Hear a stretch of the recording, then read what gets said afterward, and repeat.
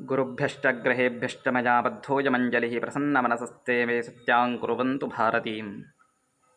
ಇವತ್ತಿನ ದಿವಸ ಜ್ಯೋತಿಷ್ಯ ಸಂಬಂಧಪಟ್ಟಂಥ ವಿಷಯದ ಬಗ್ಗೆ ಮಾತನಾಡಲಿಕ್ಕೆ ಬಯಸ್ತೇನೆ. ಜ್ಯೋತಿಷ್ಯ ಶಾಸ್ತ್ರದಲ್ಲಿ ಕುಂಡಲಿಯನ್ನು ನೋಡುವಂತಹ ಪದ್ಧತಿ ಇದೆ. ಎಲ್ಲರಿಗೂ ತಿಳಿದಿರುವ ಹಾಗೆ ಕುಂಡಲಿಯನ್ನು ನೋಡಿ ಫಲಗಳನ್ನು ಹೇಳುವಂಥದ್ದು. ಆ ಒಂದು ಕುಂಡಲಿಯಲ್ಲಿ 12 ಮನೆಗಳಿರ್ತವೆ. 12 ಮನೆಗಳು ಮೇಷ, ವೃಷಭ, ಮಿಥುನ, ಕರ್ಕ, ಸಿಂಹ, ಕನ್ಯಾ, ತುಲಾ, ವೃಶ್ಚಿಕ, ಧನು, ಮಕರ, ಕುಂಭ, ಮೀನ ಅನ್ನುವುದಾಗಿ.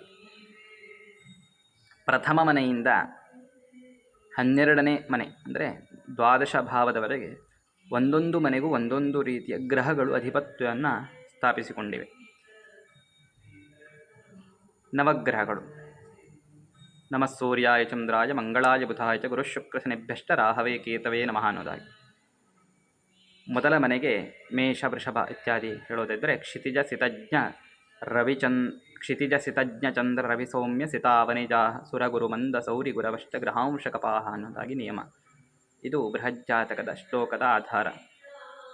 ಕ್ಷಿತಿಜ ಅಂದರೆ ಕುಜಗ್ರಹ. ಮೇಷ ರಾಶಿಗೆ ಕುಜಗ್ರಹಾಧಿಪತಿ, ವೃಷಭ ರಾಶಿಗೆ ಶುಕ್ರಗ್ರಹಾಧಿಪತಿ, ಮಿಥುನ ರಾಶಿಗೆ ಬುಧಗ್ರಹಾಧಿಪತಿ, ಕರ್ಕ ರಾಶಿಗೆ ಚಂದ್ರಗ್ರಹಾಧಿಪತಿ, ಸಿಂಹ ರಾಶಿಗೆ ರವಿಗ್ರಹಾಧಿಪತಿ, ಕನ್ಯಾ ರಾಶಿಗೆ ಬುಧಗ್ರಹಾಧಿಪತಿ, ತುಲಾ ರಾಶಿಗೆ ಮತ್ತೆ ಶುಕ್ರಗ್ರಹ, ವೃಶ್ಚಿಕ ರಾಶಿಗೆ ಮತ್ತೆ ಕುಜಗ್ರಹ, ಧನುರಾಶಿಗೆ ಗುರುಗ್ರಹ, ಮಕರ ರಾಶಿಗೆ ಶನಿ, ಕುಂಭರಾಶಿಗೂ ಶನಿ, ಮೀನರಾಶಿಗೆ ಮತ್ತೆ ಗುರುಗ್ರಹಾಧಿಪತಿ. ಈ ರೀತಿಯಾಗಿ ಒಂದೊಂದು ರಾಶಿಗೆ ಒಂದೊಂದು ಗ್ರಹಗಳ ಅಧಿಪತಿತ್ವ ಅನ್ನೋದು ಇದೆ. ಈ ರೀತಿ ಅಧಿಪತಿತ್ವವನ್ನು ನಿರ್ಣಯ ಮಾಡಿಕೊಂಡು ಸ್ವಕ್ಷೇತ್ರ ಅಂತ ಕರೀತಾರೆ. ಅಂದರೆ ಯಾವ ಗ್ರಹಗಳು ಯಾವ ಮನೆಯಲ್ಲಿದೆ ಅಂತ ನೋಡಿಕೊಳ್ಳುವಂತಹದ್ದು. ಈಗ ಉದಾಹರಣೆಗೆ ಕುಜಗ್ರಹ ಮೇಷ ರಾಶಿಯಲ್ಲಿದ್ದರೆ ಅವನಿಗೆ ಸ್ವಕ್ಷೇತ್ರ ಅಂದರೆ ಅವನದೇ ಆದಂಥ ಮನೆಯಲ್ಲಿ ಅವನಿದ್ದಾನೆ ಅಂತ ಅರ್ಥ. ಒಂದು ವೇಳೆ ಕುಜಗ್ರಹ ಬೇರೆ ಯಾವುದೋ ಮನೆಯಲ್ಲಿದ್ದರೆ, ಅರ್ಥಾತ್ ಸಿಂಹ ರಾಶಿಯಲ್ಲಿದ್ದರೆ ಅದು ರವಿಯ ಮನೆಯಲ್ಲಿದ್ದರೆ ಅವನಿಗೆ ರವಿ ಮಿತ್ರನಾಗಿರುತ್ತಾನೆ, ಮಿತ್ರನ ಕ್ಷೇತ್ರದಲ್ಲಿದ್ದಾನೆ ಅಂತ ಅರ್ಥ. ಈ ರೀತಿಯಾಗಿ ತಿಳಿದುಕೊಳ್ಳುವಂಥದ್ದು. ಅದೇ ರೀತಿಯಾಗಿ ಇಲ್ಲಿ ಯಾವ ಗ್ರಹಗಳಿಗೆ ಯಾವ ಮನೆ ಉಚ್ಚ ಅಂದರೆ ಒಳ್ಳೆಯದು, ನೀಚತ್ವ ಕೆಟ್ಟದ್ದು ಅನ್ನೋದನ್ನು ನಿರ್ಣಯವನ್ನು ಹೇಳ್ತದೆ ಜ್ಯೋತಿಷ್ಯ ಶಾಸ್ತ್ರ.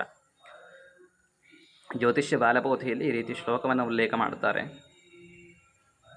ರವಿರ್ಮೇಷತುಲೇ ಪ್ರೋಕ್ತ ಚಂದ್ರಸ್ಯ ವೃಷವೃಶ್ಚಿಕೌ ಭೌಮಸ್ಯ ಮೃಗಕರ್ಕೆ ಚ ಕನ್ಯಾಮೀನೌ ಬುಧಸ್ಯ ಚ ಗುರೋಃ ಕರ್ಕಟಕ ಮೃಗೌ ಮೀನಕನ್ಯೆ ಭೃಗೋಸ್ತತಃ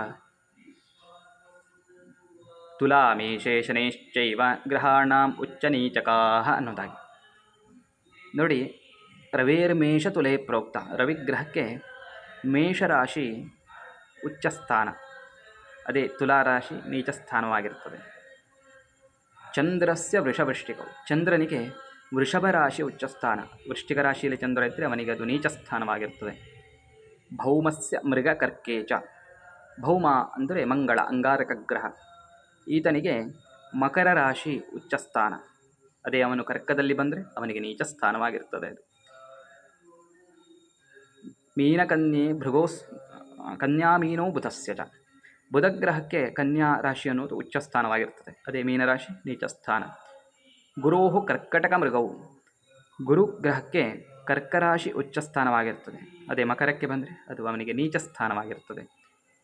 ಮೀನಕನ್ಯೆ ಭೃಗೋಸ್ತತ ಅನ್ನೋದಾಗಿ. ಅಂದರೆ ಶುಕ್ರಗ್ರಹಕ್ಕೆ ಮೀನ ರಾಶಿ ಉಚ್ಚಸ್ಥಾನ, ಕನ್ಯಾ ರಾಶಿ ನೀಚಸ್ಥಾನ. ತುಲಾಮೇಷೇ ಶನಿಶ್ಚೈವ, ಶನಿಗ್ರಹಕ್ಕೆ ತುಲಾರಾಶಿ ಉಚ್ಚಸ್ಥಾನ, ಮೇಷರಾಶಿ ನೀಚಸ್ಥಾನ. ಈ ರೀತಿಯಾಗಿ ಗ್ರಹಗಳಿಗೆ ಒಳ್ಳೆಯ ಸ್ಥಾನ, ಕೆಟ್ಟ ಸ್ಥಾನ ಅನ್ನೋದಿರುತ್ತದೆ. ಇದು ಜಾತಕವನ್ನು ಹೇಳುವಾಗ ಅತ್ಯಂತ ಅಮೂಲ್ಯವಾದಂಥ ಅಂಶಗಳು ಇವೆಲ್ಲವು. ಇದನ್ನೆಲ್ಲ ಕೂಲಂಕುಷವಾಗಿ ನಾವು ನೋಡಿಕೊಂಡು ಜಾತಕದ ಫಲಗಳನ್ನು ಹೇಳಬೇಕಾಗ್ತದೆ.